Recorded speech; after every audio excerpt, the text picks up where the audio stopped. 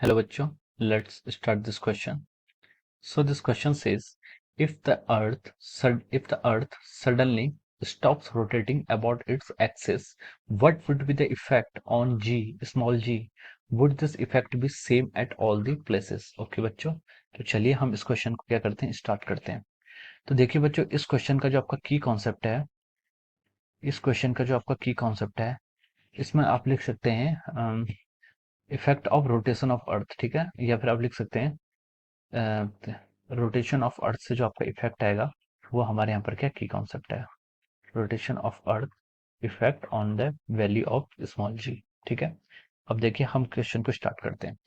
तो देखिए ये आप मान लीजिए आपकी क्या अर्थ है, ये आपकी अर्थ है, ये क्या कर रही है, रोटेट कर रही है अबाउट इट्स एक्सिस, अपने एक्सिस के अबाउट रोटेट कर रही है।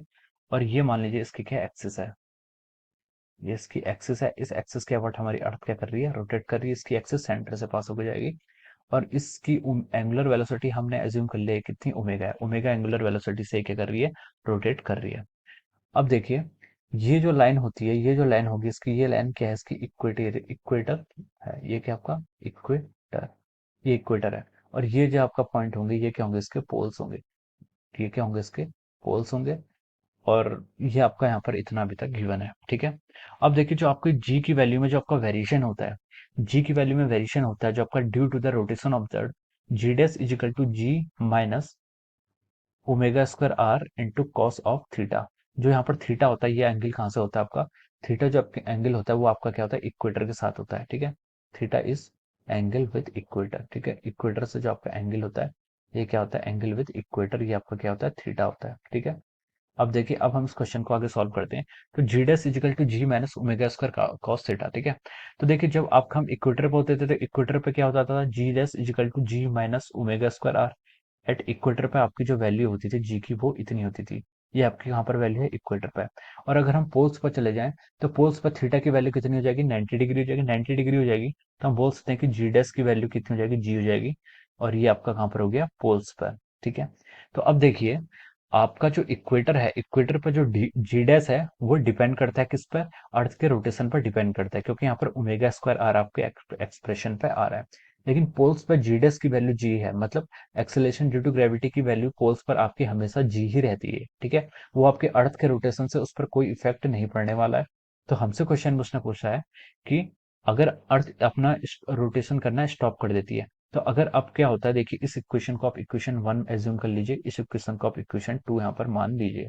अब हम देखें, अगर हम यहाँ पर लिखें फ्रॉम इक्वेशन फर्स्ट से अगर देखें तो हमें एक्सप्रेशन क्या मिला है, g dash is equal to ji minus omega square r. ठीक है, अब देखिए अगर अर्थ अपना रोटेट करना क्या कर देती है, स्टॉप कर देती है।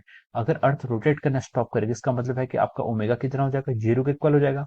ओमेगा अगर जीरो के इक्वल हो जाएगा तो ये आपका एक्सप्रेशन क्या हो जाएगा, जी डैश की वैल्यू आपकी जी के बराबर हो जाएगी। तो अगर आपका क्या होता है, अर्थ स्टॉप हो जाती है तो ओमेगा स्क्वायर आर ये क्या है, नेगेटिव में कंट्रीब्यूशन है, ये कितना हो जाएगा आपका, ये टर्म आपकी जीरो की तरफ टेंड कर जाएगी और जी डैश आपका जी के बराबर हो जाएगा।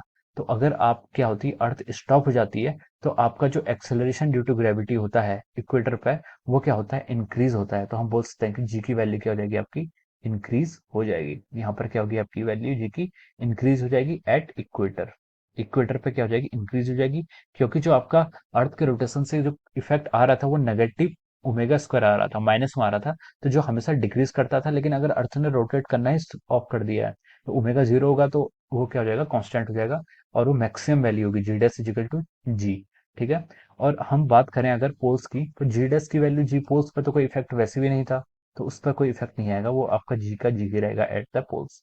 अब देखिए क्वेश्चन में क्या पूछा था, earth suddenly stop rotating about it axis, what would be the effect of g, would this effect be same at all the places. तो नहीं, सेम तो नहीं रहेगा। ठीक है, no, not same at all places, not, no not same at all places.